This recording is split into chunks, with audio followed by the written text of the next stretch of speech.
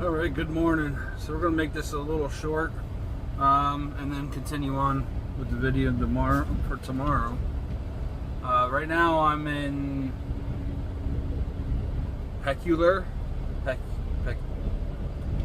somewhere Missouri. Pecculiar.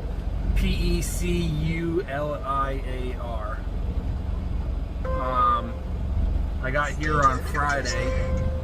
I spent Wednesday night and Thursday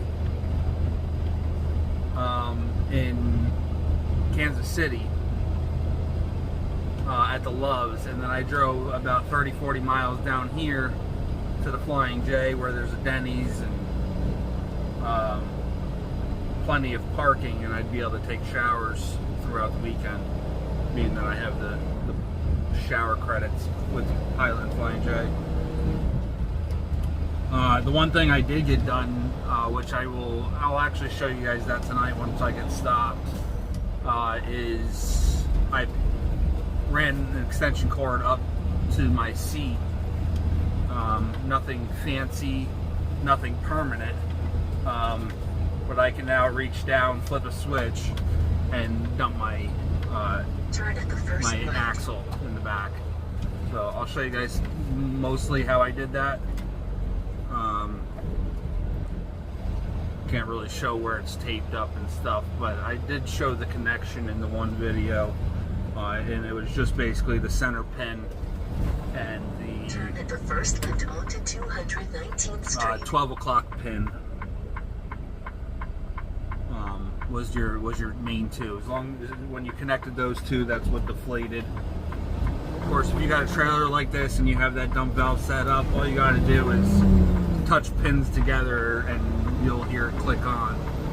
Of course, you got to have the key in the on position for it to actually click.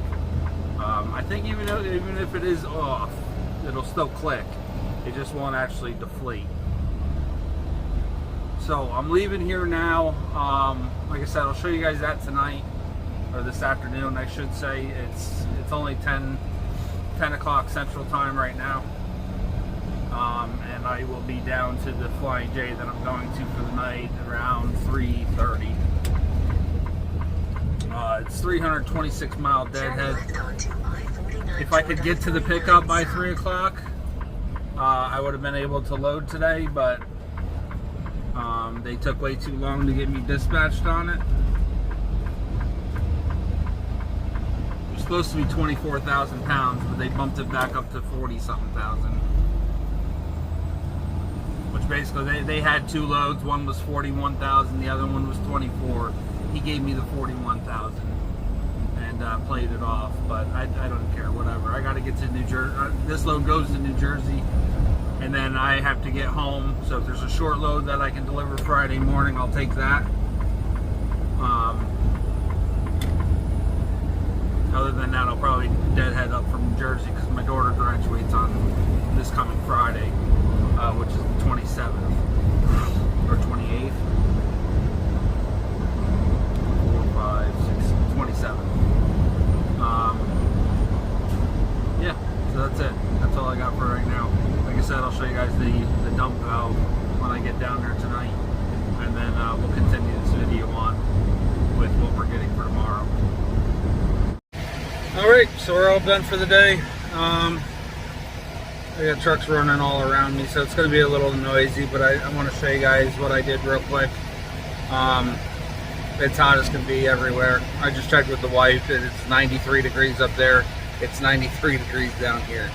You would think New York would be a little cooler, but apparently not.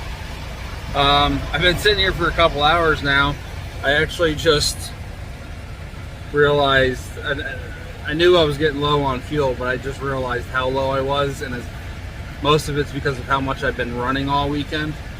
And I know I'm going to need to run a lot tonight too, so I just ran back over 2 hours after I've already been here to get some fuel. So if somebody wants to argue the post-trip location on that, they can, but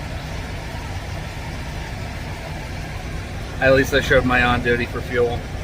I even went into drive time to go over to the pump to get it. I only grabbed 50 gallons because I didn't want to get more than that.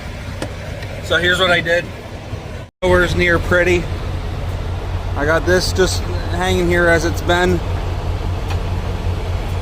think I can get that tightened up a little bit more. I put the plug on there. I put the rubber boot on there. I taped it.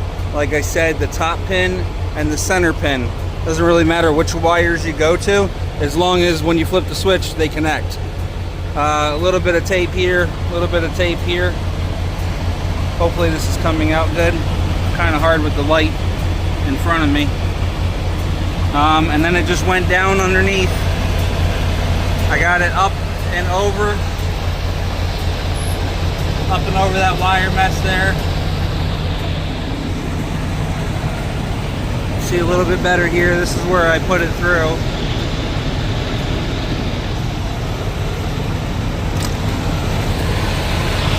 And then I got it zip tied there.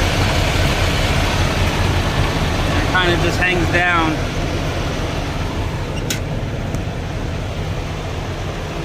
Comes up around the molding here, into here, wrapped around the bar a couple times. I loosened this up and put it down underneath the kick panel. And I got it pinched in here underneath the seat.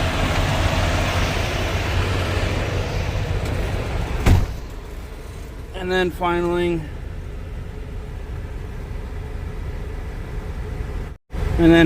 here. And it's Velcroed on the seat. I can reach down. I can do it with one hand, on and off. There's no perfection to it whatsoever. I just made it convenient to use for right now. My biggest thing, I'm not putting a hole in this dash. I don't believe in it. Especially I don't own it. If I owned it or it was going to be permanent, then I would definitely put a hole in it. As far as the rest of it, where it's hanging down a little bit, when I get home, I'm going to go in there and I'm going to get everything zip tied and tucked nicely. Unfortunately, it's going to be a lot of zip ties that are going to be getting cut because this whole thing's just going to come back out. And it's going to go in my next truck. I still haven't decided what I'm doing there yet. But anyway, that's what we got. I started to drill a hole in the back, in the side door. I was going to bring it up through there. I was going to bring it through here. One, my drill bit was not going through that aluminum. And two, I started thinking about it harder and I was like, I really don't want to put any holes anywhere. So I stopped it. I scuffed it up a little bit, but it's in a spot where you wouldn't even notice. It's like right underneath the inverter. So